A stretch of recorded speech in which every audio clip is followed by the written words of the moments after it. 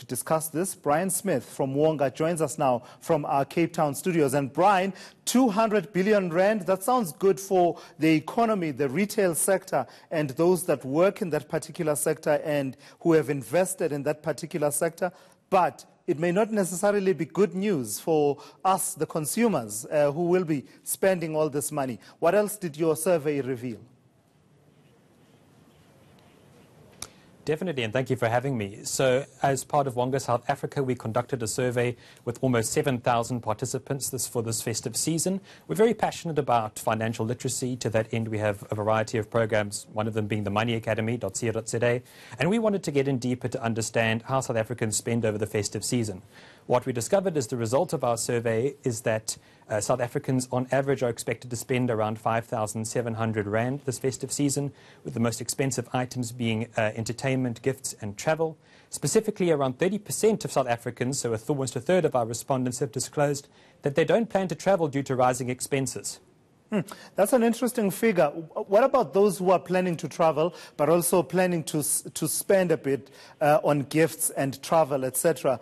What did they tell you about budgeting? Is it a spur of the moment? We are now in December, as some people like to say, it's the big days, and therefore we must splurge. Or do people budget and plan for this expenditure months in advance? Fortunately, we do see some really encouraging behaviour from South Africans over their fiscal plans for the festive season. Specifically, our survey revealed that about 50% of our respondents will expect to use their 13th cheque to navigate the festive season. Around 25% will participate in some form of investment, with a stokvel being the most common option. And around 13% will turn to some form of online credit, such as a short-term loan, to get through the festive season. And that's really the segment that I imagine worries you quite a bit, albeit, of course, you are active in the credit space and lending money. But those that plan to borrow in order to fund their expenditure over the festive season, that should worry us, shouldn't it? It should do in some senses. However, credit can be an excellent financial tool for people to manage their cash flows and come out ahead. At Wonga specifically, we deal very heavily and believe in ethical lending. And specifically, we believe that South Africans have the right to fair financial choice. And ultimately, we do see that South Africans are becoming far more savvy at managing their year-end expenditure, and specifically are putting in great financial strategies to keep ahead. So what are the things that South Africans plan to spend their money on over the festive season? I imagine that food and drink rank quite highly in terms of what came out of your survey. Yes, we did.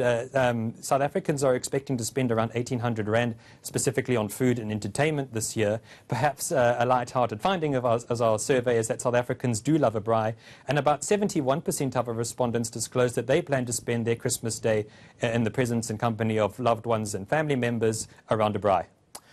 And I wonder if you went as far as to find out what the plans are for January, because, you know, it's always said that, January is a 45-day month because, those who are employed tend to get their December salaries a bit earlier than usual and then get nothing at the end of December and have to make it through until they get paid at the end of January, which is where really some people tend to find themselves in a financial spot of bother. Did you have a conversation with the respondents about that particular dynamic?